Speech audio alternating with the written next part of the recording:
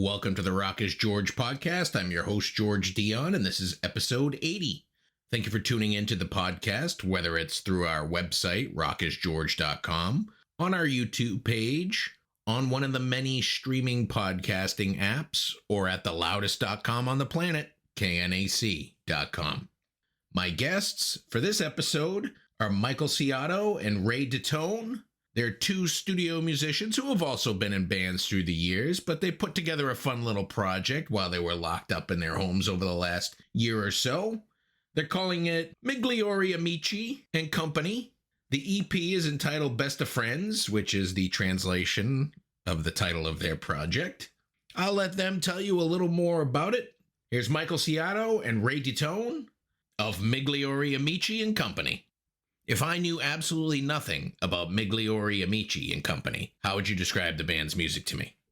Kind of prog rock, but a lot of various influences that we've gathered over the years. We just wanted to basically play what we wanted to play, and however it came out, that's what it was. So there's a lot of influences in there. And then plus we wanted to do it with people that we actually like to work with and we're good friends with, that we didn't have to, worry about hassles, because it's not really, it's a niche record. It's not for everybody. Michael and I both come from like a severely pop music background in the old sense of the word. Yep. So we like melody. We like stuff that makes sense, can be beautiful, but also can be, challenging to play and often to listen to. So it was fun to have everybody that we worked with over the years from when we were younger. And we just said, let's grab Alex over here. Let's grab Dave. Let's grab Mark. Let's grab Ralph. All people that we've dealt with in a lot of different bands over the years that we're very good friends with, and we knew would do a great job. And they were happy to be on board. And you can feel it in the music. So everybody's got a good vibe to it. Do you think a project like this would have been possible if it weren't for the suspension of live music and everybody being at home? I think it could have been. It's just that it just didn't work out that way. Maybe it wouldn't have come to fruition if we didn't have that happen. It just ended up being that way because we had it like that. And you and Mike have worked together in prior musical ventures, plus, you've crisscrossed each other musically. So how did this particular project come together? Well, I think I was doing something in the studio, and then like we said, there was nothing going on. And I said, Ray, you want to come up and play on this thing? And then he came up and did his thing, which was great. And then I said, we both agreed, while we're doing nothing, why don't we just, it came out great. So why don't we just do a whole record, you know what I mean? And just grab people that we know and just have them sit in on it, that would do the right thing, that would love doing it. And they all did. And it kind of came out like that. It was that type of thing, one song led to another song, right. Led to our other good buddy, Ralph Marigliano. Yep. He brought in a song, and then it was just like, Ray, can you play guitar on this? And I was like, well, you got a drum machine. Why don't you bring it to Mike and let Mike do drums first? And we were all sitting at home. So it's kind of like, right. It's like, okay, yeah, let's do it. And so it's just kind of like friends helping friends out with ideas. And then it just kind of said, well, we've got two songs. Right. Let's go back, It was great. Ralph's another guy who we've worked with for 100 years and 10 different bands together, but all close-knit circle of friends, that are all great players to our fortune. It only makes sense to name the EP Best of Friends, which came out on September 30th on Vanity Music Group. So why don't we talk a little bit about the songs? Before I get to the songs specifically, how does one decide how to give a name to an instrumental? That's the fun part. We've been doing this. I've done 3 instrumental records under my own name. Even then, Mike and I would be on the phone and we'd be staring at, I remember the one Push to Open, staring at the remote control on the TV thing in the back said Push to Open. It's like, hey, that kind of works. The big one, which we weren't sure, but I guess I named Sick Shit, because that rhythm I was actually tapping out on my couch for about 2 months, just like doing And we were like, okay. And so I brought it up to Michael finally, and I was playing it, and he goes, "No, dude, it's got a groove." And I'm just like, "Yeah, but it does this thing." And he's like, "No, but you're just playing it wrong." And I'm just like, "No, I think that's the way I want it." And it was just like, "Well, that's sick shit." And it was like, yeah. So every time we talked about that particular, it's really only 2 bars of the song, but every time that would come up, we would refer to it as the sick shit part. So it just seemed like, well, what are we going to call it? I just want to call it sick shit. I went on Amazon HD and I said, there's like about 100 bands and artists with the word shit in there. So I said, fuck it, call it sick shit. And then on the next album, you're gonna have one called "Fuck It," right? Yeah, there you go. Or you could call it "Son of a Bitch," because every time you sent me the song, I'd play it and I go, "Yeah, that's a great rhythm." And I go to play it and I go, "Son of a bitch, I can't get this goddamn thing. I hate this friggin' song." And then finally I got it and I was like, "I love this song." I was like, once I got it, I was like, "God damn it." Also, the video for "Sick Shit" was debuted on the Children of the World benefit live stream. I tuned in on October 1st, try to watch it. It was fairly long. I couldn't devote that much time to it. I never got to see your video, but what kind of got you involved with the Children of the World benefit? Well, that was through that's a whole Soho Johnny. leather. Well, it's Soho Johnny. I've been doing a lot of work for his record label, mixing stuff, playing guitar. I even produced a track he sang on, but it all came also through somebody that I've done work for, who's, John Velasco, who's a British manager publicist who goes back to working with Jimmy Webb, Gentle Giant, Black Sabbath. Yes, he's been introducing me into different circles for about 15 years now. And so the latest is, Soho Johnny, his Tribeca Records label. I just did a live show, an interview for his Soho at Night TV show. So it's via him and the fact that they all love me there. What can I say? I've done a lot of work for them, and they're good people. They're good people. And Soho he's one of those, I guess, what do you call them, philanthropists? One of those. He's really, he really cares about the world and people and whatnot. And so that was all done under his charity organization. When you started to record the album, I believe Arctic Drift was kind of the first one. So if there's a little more to that story, I'd love to hear it. Well, that was kind of the one where I told you that I called him up. I had done something, started on piano, and then I did a drum groove. And I said, "Ray, why don't you come up?" And while you were here, I think that's why you came up, right? Yeah, it was for something else. Yeah. And then I played it for him. I think I just said, "Come up and see if what do you want to do guitar wise?" So he did that, and he came up killer. And then we said, "Why don't we just do a whole record, man? Because we always play good together. We played for 100 years together." Can you tell he's Italian? Hey, what?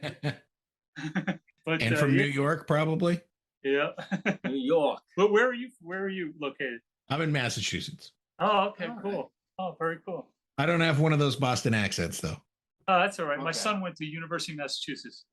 I'm further south. I'm in America's hometown, Plymouth. Oh, cool. All right, awesome. I heard there's nice rock there.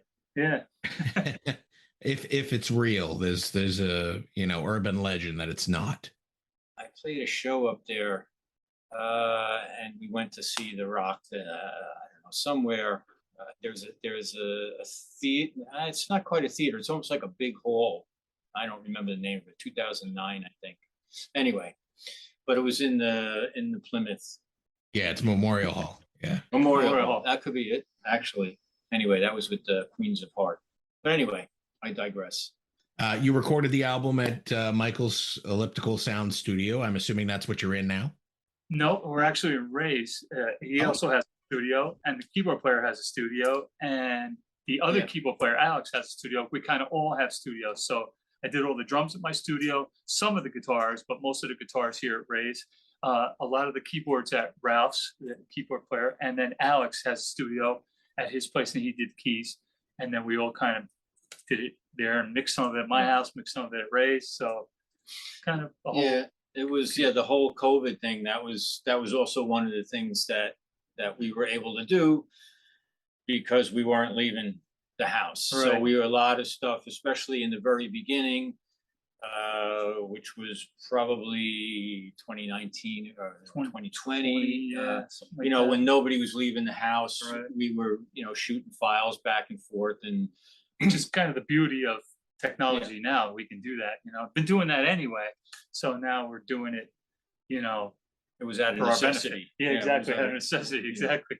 and also to keep us sane because there was obviously no live gigs. Right, exactly. The industry had shut down, but fortunately, and for me in particular, I mean, I worked more during the shutdown than ever. I mean, it was just studio work and mixing, and just upgraded the studio, took advantage of those EIDL loan, which I just started paying off today, and upgraded everything and got a lot of mixing work, because of that during the whole pandemic.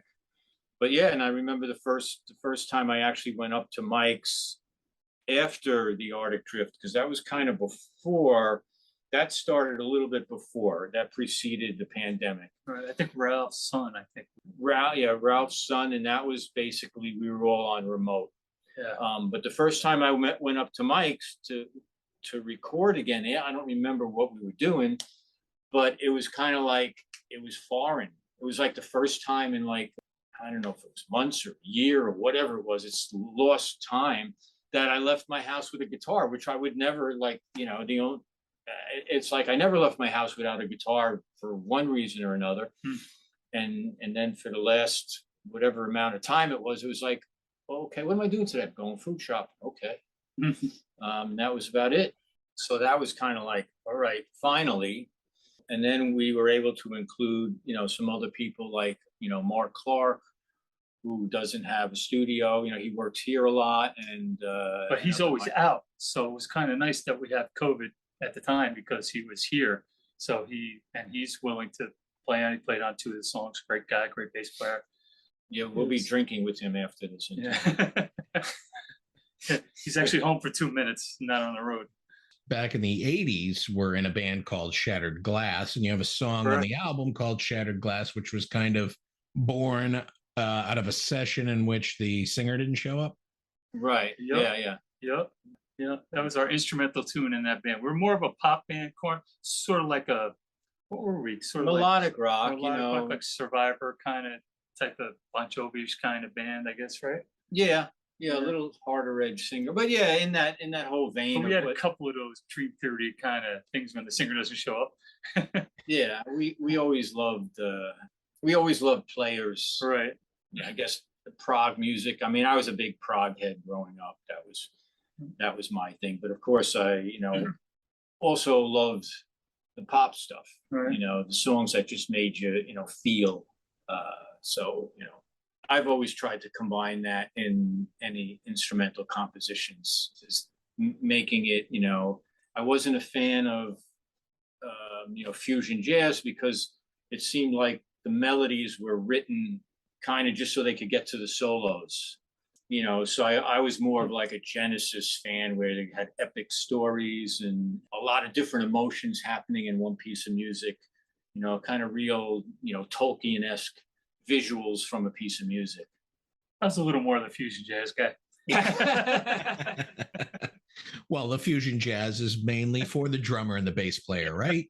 Yeah, the Lenny White stuff. I liked a lot of that stuff. Billy Cobb. I was a big guy. Check up for stories. I loved all that kind of stuff. Jeff Berlin? Sure. Yeah, I had interviewed him a couple weeks ago about his new tribute to Jack Bruce CD. Oh, okay. Pretty cool guy. Knows his stuff. Oh yeah, he was great with Bill Bruford in One of a Kind. They did the 4Gs. He's known for that song. It's great. Killer player. You guys did a Jason, speaking of great players, you guys did a Jason Becker cover, Images. Ray, you did a cover on a tribute album to Jason Becker. So I assume you took the structure of that and kind of created what appears on the EP. Yeah, it's really, kind of the original version, which was never mixed the way I liked it. So we kind of touched it up, redid it, remixed it, and it's pretty much, don't tell anybody. It's pretty much, the older version. Dave Keys, who was also kind of a tribute because he passed away, and he played bass on that. Bass player from Renaissance, Killer Mink DeVille, he's a great bass player. And then Adam Holzman is keyboard player on that. Plays with Steve Wilson for Porcupine Tree. Played with Miles Davis for 13 years. Plays with Grover Washington Jr. Everybody, killer player, great guy, killer player. All good guys. Everybody on the record is great. All great players, all great friends. Really can't say enough about them. Absolutely. And we could take up the whole interview talking about who guest starred on this, from Mark Clark to Nikki Morrock and Adam Holtzman and tons of others. And it's great to be able to draw from those friends that you've previously worked with. Are these guys all, do they just happen to be local guys, like all fellow New Yorkers? Yeah, well, sort of. I mean, Nikki, after 60 years, just moved like a year ago to Arkansas, ironically enough. But he's been one of my best friends since I was 18 years old. But he's played with everybody from, you name it. He's played it, and he plays guitar. He played bass on one of the tunes. But he was up in my studio every other day. And Ralph, we've worked with together for 100 years, and we're very close with all the people that we asked to play. So it's not like we just got it for this record. These are people we still see all the time and still keep in touch with, and they just happen to be phenomenal players and our friends. So it worked out to our benefit.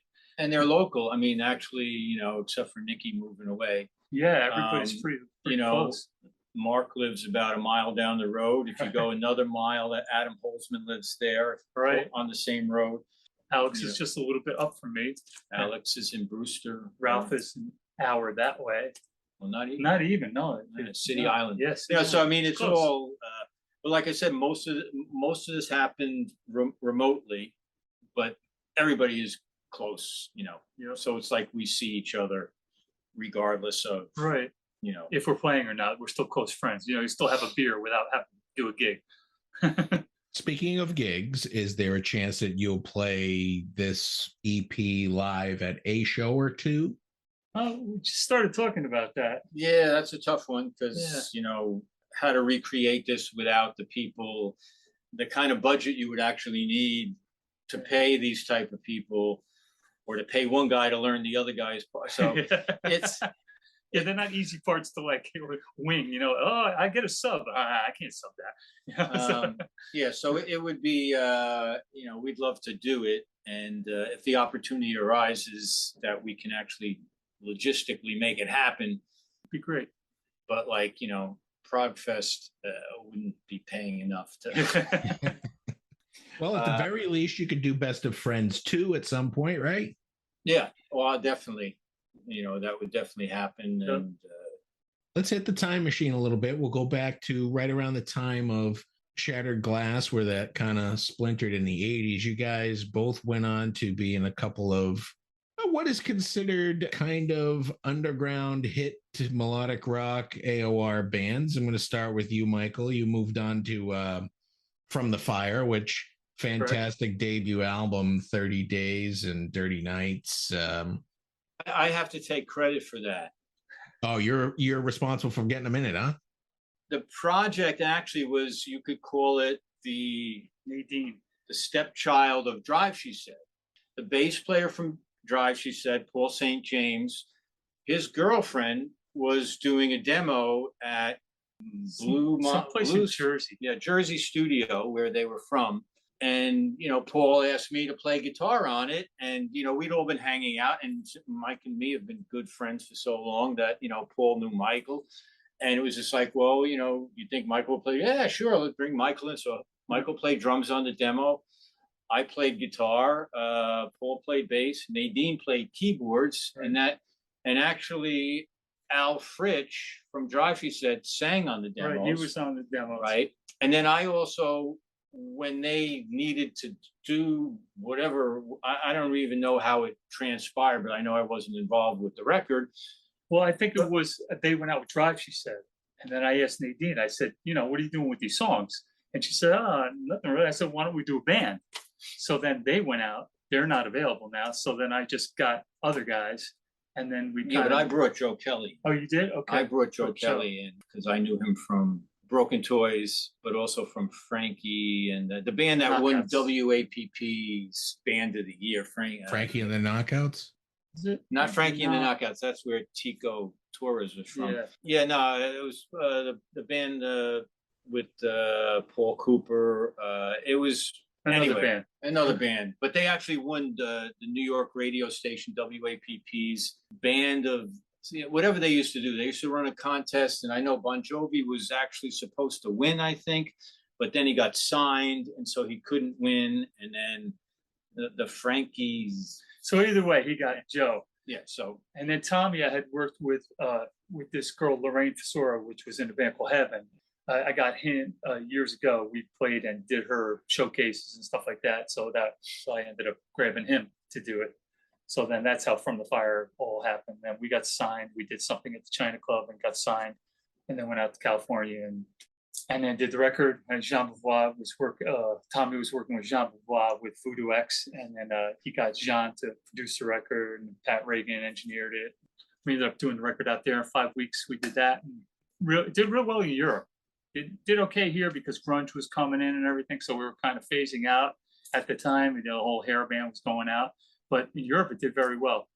So that's the story with that. And then he was with Drive, she said. Before we get away from the Fire, are you still working with them because they're talking about releasing something? I did a second record at my house. The second record that was done at my house. I told them for 25 years Joe didn't want to sing anymore. He had kind of given it up, and then be nice now. I am. And I said to them, why don't you guys come up and, I have a full-fledged facility, it's not a little studio, it's a big studio. I said, why don't you come up and we'll do another record. It won't cost you anything. See what happens.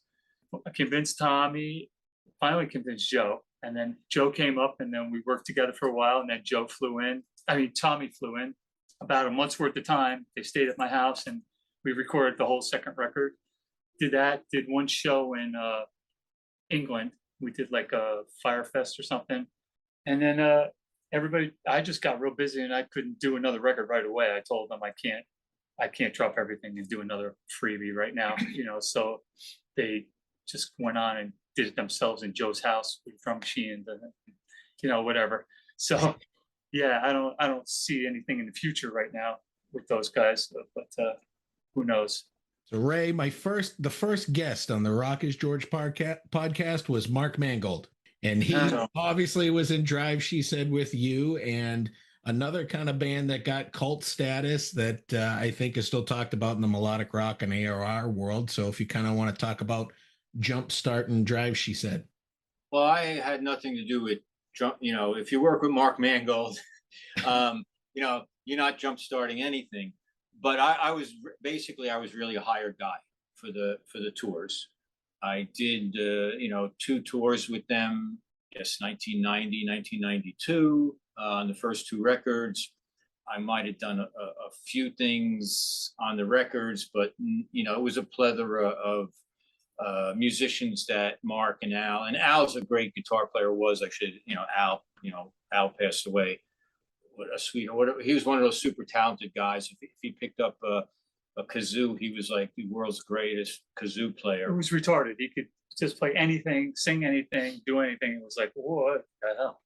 Yeah, so that was, I answered an ad in the Village Voice, and that was it. And but we had a good time. I did some stuff with Mark years later, but nothing ever really serious. Did we ever work on again after that? But we're still in touch. We're both, especially with this record, I was in touch with him a lot. Because he's also a bit of a lawyer. I mean, he's actually got a law degree. So, we touch base, stay in contact, and he still helps me out with legal advice and stuff like that from time to time, and and some musical stuff. But that was about it. It was kind of, I was in Drive, She Said, sort of. Yeah, it was a fun. It was the tours were fun, and we got to eat curry every night, and those shredded cheese and pickle sandwiches. Besides Migliori, Amici, and Company, what are you guys currently working on as far as music projects are concerned? Well, I play with Patrick James too. He's a singer-songwriter guy. He's got a lot of hits for other people, and he's had some hits for himself. He was in Four by Fate. He was in a band called Pound that had a big hit years ago. So he does pretty good. Like we just played Bethel Woods to open it for Foreigner and stuff like that. So he does well. Does pretty good. That's the side thing. Plus I'm recording all the time. And How about you, Ray? Well, I do a lot of obviously session work for other people, and like I said, I've been mixing a lot for Tribeca Records and Soho Johnny and a whole bunch of other artists. does a good job at mixing. But I also have a project that with a Japanese shamisen player and dancers, and we're doing.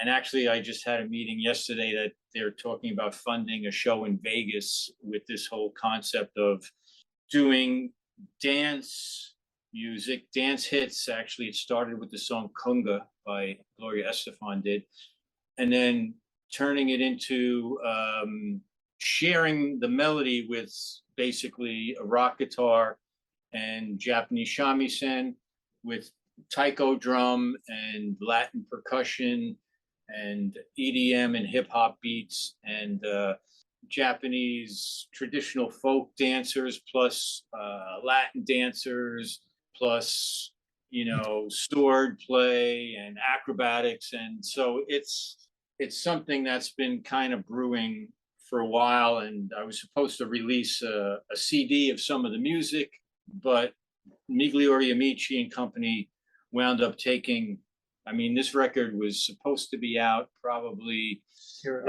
almost a year ago, let's say, to be nice, January, but with all the backlog and all shipping issues and all, kind of stuff, we finally got it out there now. This other project is also another project that is, kind of a project of love and art.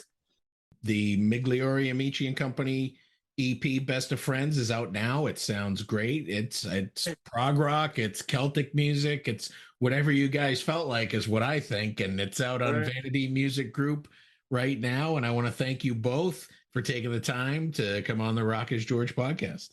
Thanks for having us. Appreciate it. Yeah, thanks, George. Great meeting you, and hopefully we'll do this again. Once again, I want to thank Michael Sciotto and Ray Detone of Migliori Amici and Company for coming on the Rock is George podcast. Be sure to check out their latest EP, Best of Friends. You can stream it on your favorite music streaming platform. If you like what you hear, head over to Amazon and buy a copy. Support the artist. For more on Migliori Amici and Company, head over to their Facebook page. It's a rather long address, facebook.com/Migliori Amici and Co. Band. I also want to thank Dave Tedder of Headfirst Entertainment for making this interview possible. You've been great. I've been George Dionne. I'll see you again soon.